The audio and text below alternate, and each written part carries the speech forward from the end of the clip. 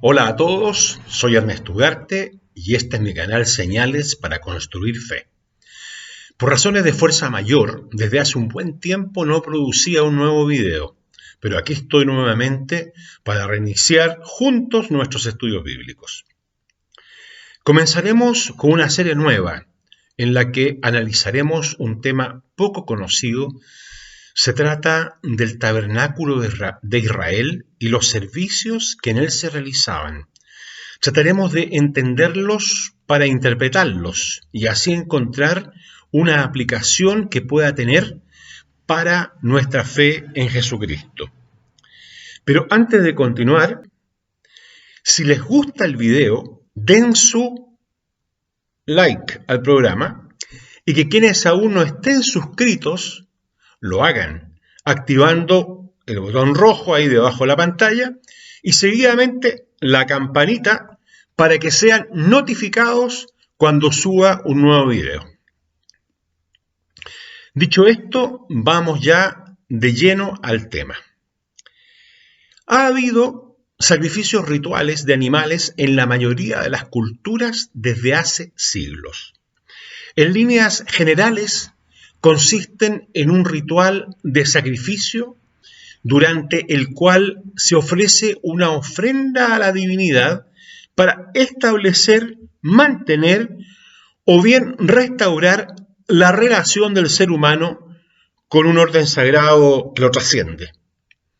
En muchas culturas, el propósito original de los sacrificios es hacer un don a los dioses para asegurar su favor o bien minimizar su hostilidad, o sea, aplacar la ira que se les pueda atribuir por N razones. Podemos constatar la extensión mundial de los sacrificios en muchas culturas y a lo largo de todas las épocas. Se practicaron en todo el cercano oriente. También los encontramos en Grecia, Roma antigua y en varias islas del Mediterráneo, como lo fue Creta durante la era minoica. Los tenemos también en México, en las culturas azteca y maya, en Sudamérica entre los incas, mochicas y aymaras, en las Islas Canarias durante la cultura guanche en la época prehispánica y también en China, en la India y en África. En la Biblia, el libro del Génesis nos lleva a los orígenes, pues nos habla de la creación del planeta y de las especies que lo habitan. Pero también da cuenta del origen del pecado y de la muerte, dos extraños a la obra que creó Dios. Indaguemos un poco en la información que al respecto nos entrega. Cuando Génesis relata la caída del ser humano en el pecado, dice que Adán y Eva, por primera vez en sus vidas, se sentían desnudos. Esta desnudez, que no solo era física, sino por sobre todo espiritual, la resolvió Dios mismo. Al vestirlos con las túnicas de pieles que Él mismo les confeccionó, dice el libro de Génesis en el capítulo 3 y el versículo 21.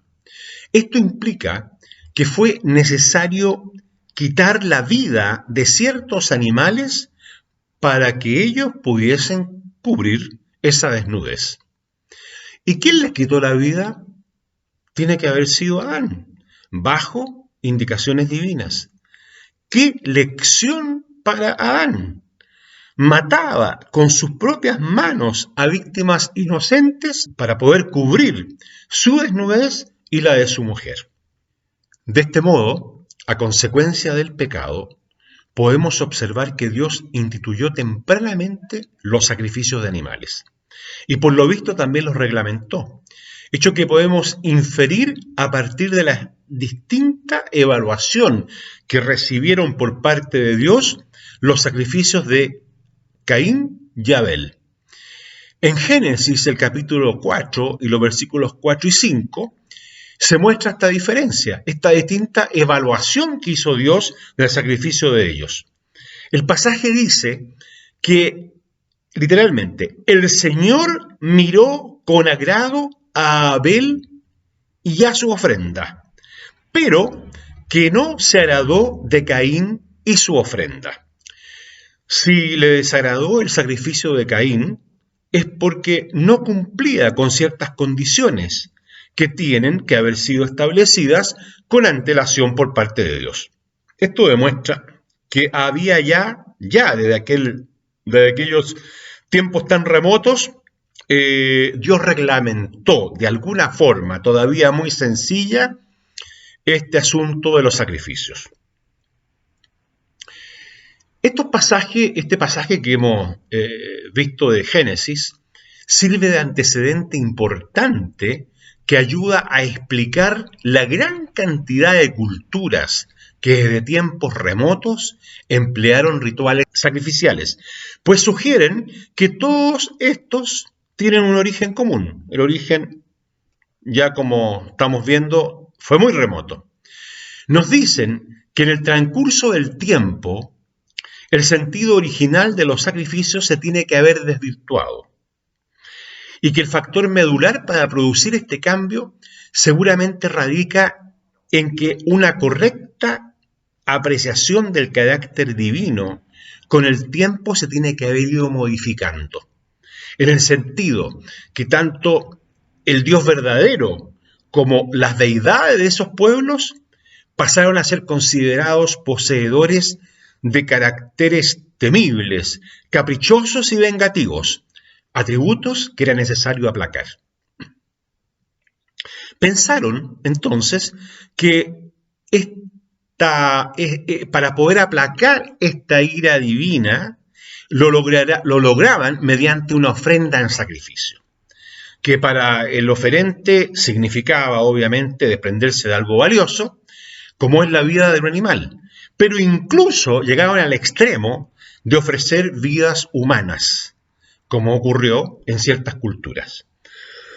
Ejemplos de este extremo los vemos entre los cananeos, un pueblo que aparece en la Biblia, quienes ofrecían sacrificios humanos a su dios Moloc, pero también los encontramos, no hay que irse tan lejos, en América, en las culturas azteca, maya e inca.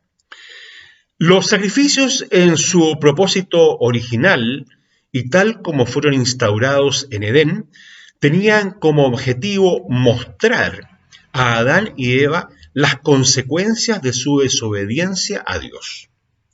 A través de estos se podía apreciar desde ya que la muerte era una consecuencia directa del pecado. Dios les había advertido que el día que quebrantasen la única prueba de fidelidad que les imponía, que era no comer del fruto del árbol del conocimiento del bien y del mal, iban a morir. Desgraciadamente, transgredieron la prueba y se vieron expuestos a su consecuencia, que es la muerte. No murieron instantáneamente, pero seres inocentes tuvieron que morir en lugar de ellos, para que pudiesen cubrir la desnudez con sus pieles. La muerte de estas primeras víctimas era un sombrío presagio de que no solo los pecadores, sino toda la naturaleza y todos los seres vivos sufrirían también la muerte como consecuencia del pecado del hombre. Y por otra parte, quedaba flotando la idea de que un sustituto inocente debía morir algún día en lugar del pecador, resolviendo la mortal consecuencia. En este aspecto, las ofrendas prefiguraban a Jesús, aquel santo, inocente, apartado de los pecadores, que iba a morir por el pecado del mundo. Pasaron los siglos y antes de que Jesús viniese al mundo, siempre hubo creyentes en el verdadero Dios. Esto es interesante porque uno les puede seguir la pista a través del relato bíblico. Y siempre hubo penitentes que ofrecieron sacrificios de acuerdo al sentido y los cánones establecidos por Dios desde los orígenes. En el transcurso del tiempo, Dios fue gestando, además, poco a poco, un pueblo, en el cual manifestaría su salvación. Escogió a Abraham, un hombre rico de Caldea, para iniciar su proyecto. Lo sacó de Ur, su ciudad natal, y lo condujo hasta la tierra de Canaán, la que sería conquistada y habitada por sus descendientes, hecho que se concretó recién en la cuarta generación de Abraham, cuando, habiéndose multiplicado, llegaron a conformarse como un pueblo, el pueblo de Dios, Israel. Entonces, sacó prodigiosamente a ese pueblo desde Egipto, donde habían terminado como esclavos, e inició con ellos el viaje hacia la tierra prometida. A los 3 meses de este éxodo, sobre el monte Sinaí, el Dios poderoso que les había librado, les entregaba la ley contenida en los 10 mandamientos. Y además les daba instrucciones y leyes complementarias. Entre estas, una sección de normas de culto destinadas a regular un sistema de expiación del pecado, consistente en sacrificios de animales en calidad de sustitutos del pecador, que debían ser realizados en el tabernáculo. El tabernáculo fue una edificación sagrada especialmente destinada y acondicionada para tales efectos.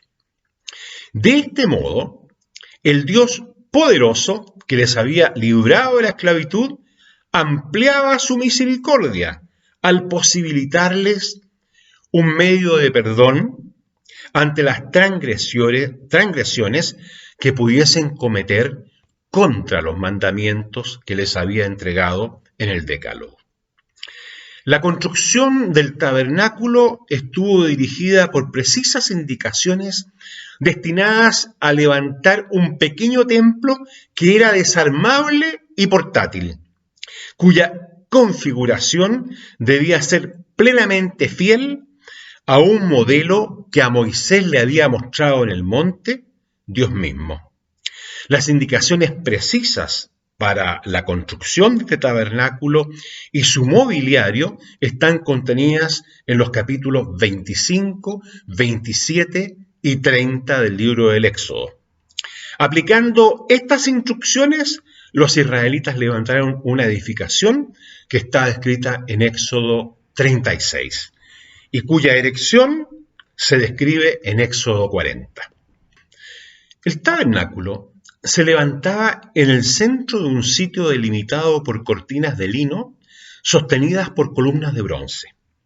Las dimensiones de este sitio sagrado eran de 100 codos por 50 codos, equivalente a un rectángulo de 45 por 22,5 metros.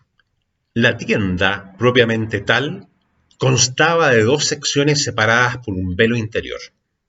La primera se llamaba lugar santo, era la más grande, y la más interior o más pequeña se llamaba lugar santísimo. La de más afuera, el lugar santo, daba a un atrio desde el cual se accedía transponiendo un primer velo. Esta entrada al tabernáculo quedaba al oriente y por lo tanto el lugar santísimo quedaba ubicado en el poniente de la construcción. La implicancia de esto es que al oficiar dentro del santuario con la vista dirigida hacia el lugar santísimo, se daba la espalda a la salida del sol, astro que era objeto de culto por varias culturas antiguas.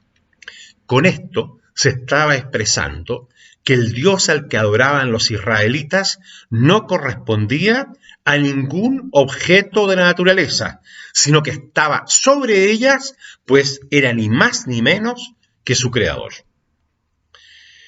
Toda la superficie no edificada que rodeaba el tabernáculo se llamaba atrio. En el atrio se encontraba el altar de los holocaustos. Junto a él se sacrificaban las ofrendas y en su fuego se consumía la grasa y otras partes del animal sacrificado según fuese el caso. Entre este altar y el velo de acceso al tabernáculo se hallaba el lavacro, que era una pila con agua donde los sacerdotes lavaban sus manos y pies antes de entrar al santuario.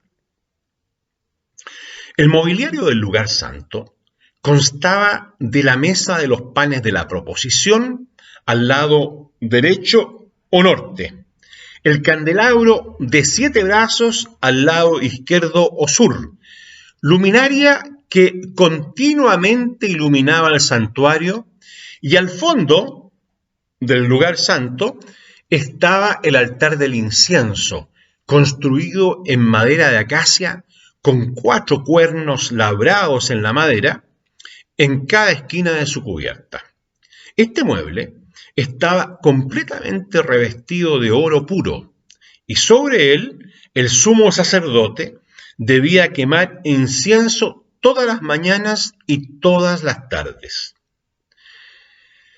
Transponiendo el velo interior, el que separaba el lugar santo del lugar santísimo, se hallaba el arca del pacto, un mueble hecho de madera de acacia recubierta por dentro y por fuera con oro puro. Sobre su cubierta descansaba el propiciatorio, una pieza entera hecha de oro que la cubría totalmente. 2 querubines de oro situados a cada lado formaban parte del propiciatorio, miraban hacia éste y con sus alas desplegadas lo cubrían totalmente. Al interior del arca se guardaban las 2 tablas de la ley entregadas por Dios en el Sinaí, una vasija con maná, el alimento que milagrosamente caía todos los días sobre el campo, alrededor del campamento, excepto el día de reposo, para que no fueran al campo y lo recogieran. El día sábado no caía, todos los demás días sí.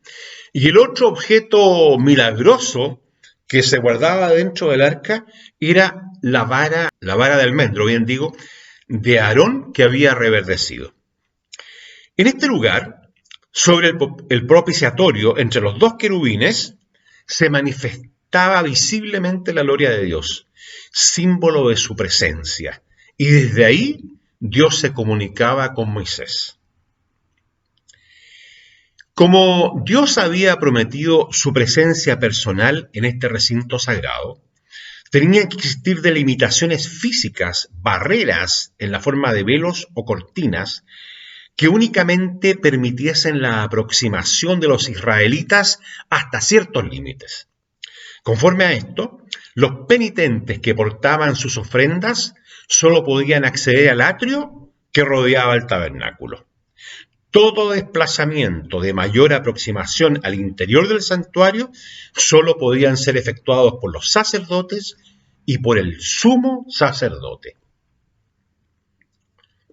Hasta el momento, he descrito el sistema de sacrificios poniendo énfasis en su aspecto expiatorio, o sea, como medios de liberación del pecado y la culpa para quienes ofrecían estos sacrificios. Pero además existían otros tipos de sacrificios, también detalladamente normados, que se ofrecían como expresión de adoración, gratitud o de dedicación, como era el caso de los holocaustos. Pero para los fines de estudio, hoy día, nos estaremos refiriendo exclusivamente a los sacrificios con sentido expiatorio. El penitente, con su ofrenda, el animal a ser sacrificado, ingresaba al atrio transponiendo la puerta más exterior del recinto, ubicada al oriente del complejo sagrado. Se dirigía hacia el altar de los holocaustos, que estaba ubicado ante la entrada del tabernáculo, y allí era asistido por un sacerdote. Acto seguido, colocaba su mano sobre la cabeza de la víctima, con lo cual simbólicamente transfería su pecado y su culpabilidad al animal inocente. Mediante este acto de transferencia, el pecador quedaba libre de la carga de pecado y se libraba de la culpabilidad que conlleva, lo que le eximía de sufrir el castigo, la muerte, que como pecador y culpable le correspondía. Seguidamente, el animal sustituto era degollado, muriendo en lugar del oferente.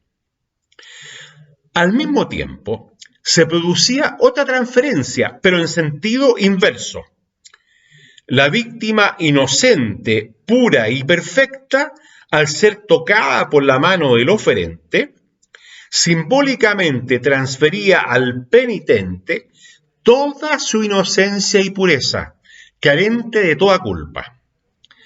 El resultado final de este intercambio sustitutivo entre las dos partes era que la culpa del pecador había sido cargada sobre la víctima inocente, muriendo en su lugar, y la iniquidad del penitente había sido reemplazada con la pureza y la perfección de la ofrenda. Podemos vislumbrar que todo este simbolismo del antiguo pacto apuntaba hacia la verdadera víctima expiatoria, Jesucristo, que como Cordero sin mancha iba a morir en lugar de los culpables, nosotros, los pecadores, asumiendo sobre sí el pecado del mundo. Esa expiación del pecado y la culpa, lograda en beneficio de toda la humanidad, hoy se hace efectiva para todo aquel que cree en Él como su Salvador personal, excepto lo que nos dice aquel conocido pasaje de Juan, el capítulo 3 y el versículo 16.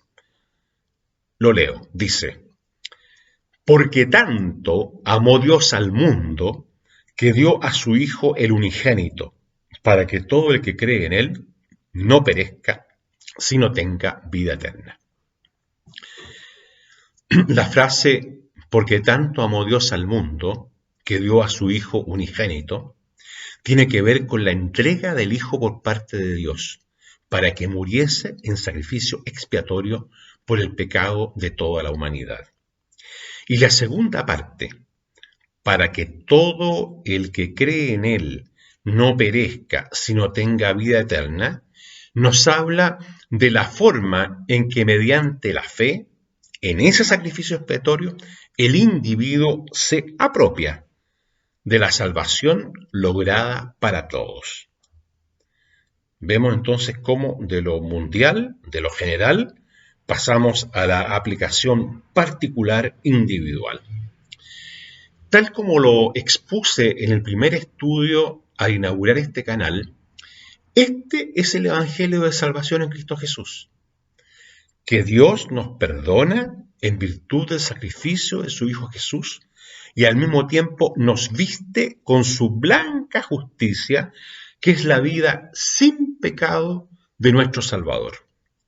Podemos apreciar que el Evangelio estaba anunciado claramente en los servicios de expiación que se realizaban en el tabernáculo y que ya desde Edén, desde que Dios vistió a Adán y Eva con las pieles de seres inocentes, se estaba prometiendo un futuro salvador del mundo. Para Israel, Dios hacía mucho más explícita esa promesa al normarles los servicios de expiación y concentrarlos en el tabernáculo, donde Dios manifestaba su especial presencia en medio de su pueblo elegido. Toda esta enseñanza por medio de símbolos se encontraría finalmente con la realidad cuando llegase Jesús al mundo y muriese por su pueblo.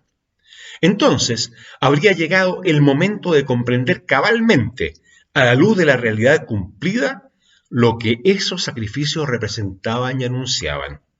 Y así ocurrió efectivamente.